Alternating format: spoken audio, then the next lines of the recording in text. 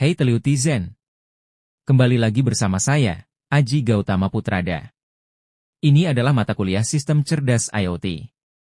Dalam pertemuan ke-9 ini, kita akan membahas mengenai dasar AI dan Machine Learning. Di mana bagian pertama adalah, apa itu AI? Pada pertemuan sebelumnya, kita membahas mengenai Node-RED. Pada pertemuan tersebut kita mencoba membuat dashboard dengan gauge, chart, dan teks, menggunakan MQTT, dan menyimpan data di CSV. Pada pertemuan ini kita akan mempelajari AI. Utamanya, untuk mengolah data yang dikumpulkan dashboard. Jadi apa itu AI?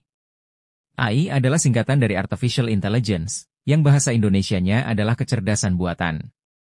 Jika diterjemahkan secara bebas, AI berarti komputer yang ingin menirukan kemampuan manusia.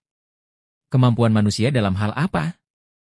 Kita bisa jelaskan dalam contoh-contoh AI, yaitu Computer Vision, Natural Language Processing atau NLP, dan Machine Learning. NLP atau Natural Language Processing adalah komputer yang ingin menirukan kemampuan manusia untuk mengenal bahasa. Sedangkan Computer Vision adalah komputer yang ingin menirukan kemampuan manusia melihat. Terakhir, Machine Learning adalah komputer yang ingin meniru kemampuan manusia untuk belajar. Masih terdapat disiplin AI yang lain seperti robotika. Tadi disebutkan bahwa machine learning adalah seperti manusia yang belajar. Bayangkan seorang siswa yang akan menghadapi ujian. Tentu saja tanpa belajar dulu, dia tidak akan bisa menghadapi ujian dengan baik. Belajar menambah kemampuan dia menghadapi ujian. Bagaimana cara dia belajar? Dia menggunakan contoh-contoh soal. Soal tersebut ada pertanyaan, ada jawaban.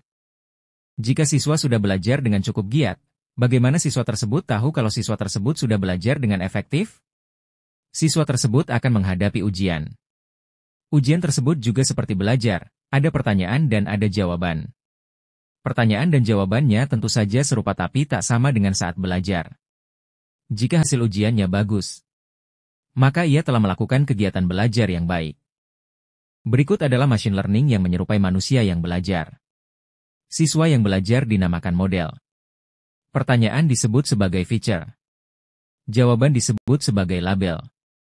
Belajar disebut sebagai training. Terakhir, ujian disebut sebagai testing. Sama seperti manusia yang ujian, testing features dan labels tidak boleh sama dengan training features dan label. Itu adalah akhir dari video pertama dalam pertemuan ke-9.